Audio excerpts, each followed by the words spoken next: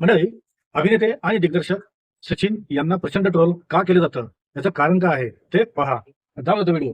त्यावेळेचे सगळे सीन्स एकत्र केल्यानंतर काही लोकांना असं वाटलं की अमजदचा आवाज हा गब्बर सिंगचा आवाज वाटत नाहीये. तो थोडासा पातळ वाटतोय, थोड्याशा वरच्या सुराचा वाटतोय. त्यामुळे काही लोकांनी रमेशजींना सुचवलं की आपण दुसऱ्या कोणाकडनं तरी डबिंग करून घेऊया. अच्छा. आणि ते जर झालं असतं तर आमच्याची करिअर फिनिश झाली असते. हो. म्हणजे आम्ही तर तेव्हा म्हणायचो की हा या पिक्चर नंतर हा सुपरस्टार होणार. ते झालं नसतं. तर मी being in the direction department आणि थोडासा लाडका रमेशजींचा असल्यामुळे मी त्यांना सांगितलं की असं करू नका.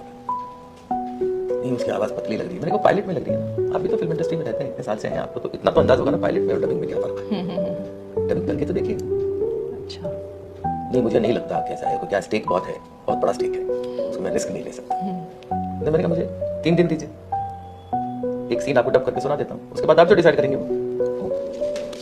तुम्ही जादूची गांडी काय फिरवलीत? फिरवली काय डबिंग केलं. तो जो होता तोच राहिला. त्यांनी त्याचा आवाज काय बदलून त्यांनी काही केलं नाही. फक्त मी सकाळी त्याला 5 वाजता घ्यायला जायचो, 6 ते 7 1 तासच डबिंग करायचो. कारण सकाळी जो बेस असतो ना आवाजात तो दिवसभरात कधीच नसतो. येस.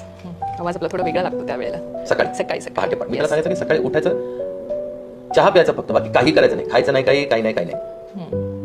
खाली उतरायचं, मी टॅक्सी घेऊन जायचो त्याच्याकडे. खाली उतरायचं, गाडी बसून त्याला राजकमलला घेऊन सगळी तयारी करून ठेवायचं.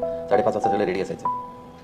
आणि त्याला माईक समोर उभं केलं आणि आमचे सूद नावाचे तेव्हा रेकॉर्डिस्ट होते, असिस्टंट होते मंगेश देसाईंचे, ते तिथे होते. त्यांना मी आधीपासून पाय विधा पण सांगितलं, बाबा एवढं सकाळी सोय आला जरा बहुत इम्पॉर्टंट काम आहे असं म्हणून त्यांना तिथे बसवलं. आणि त्यांना सांगितलं ट्रेबल एकदम बंदी करतो और बेस बढ़ा दो रेकॉर्डिंगच्या वेळी. आणि मी त्याला सांगितलं माईकच्या जवळ उभा राहा आणि वरच्या पट्टीत नको बोलूस, खालच्या पट्टीत बोल. आवाज तुझाच ठेव, आवाज बदलू नकोस, बनावटी आवाज करू नकोस, आवाज तुझाच राहिला पाहिजे. बरोबर. कारण माझ्या मागे तो अनुभव होता जो आमच्याच्या मागे नव्हता. त्याचं पहिलं पिक्चर आणि पहिला डायलॉग कितने आदमी थे, तो पायलट मध्ये त्याने कितने आदमी थे असं म्हटलं. मी म्हटलं नाही, नीचे की सूर में बोल, पट्टी पूरी नीचे कर, because I am a singer also. मला ऑक्टेव्स कळतात काय ते. म्हणजे नीचे की ऑक्टेव में कितने आदमी थे आणि बोलून दाखवलं. एक बार फिर से इससे बेटर. मंडळी, हे पाहून वाटतं का यांना ट्रोल करू नये? जेव्हा शोले चित्रपटाचं शूटिंग चालू होतं तेव्हा हे सचिन साहेब 14-15 वर्षाचे होते आणि अमजद खान 35 वर्षाचे.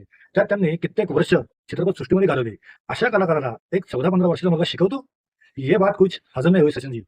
रमेश सिप्पीची तुमची चुप्पी सोडा आणि बोला आता काहीतरी याच्यावरती. काय म्हणतंय? बरोबर की नाही? पटतंय का?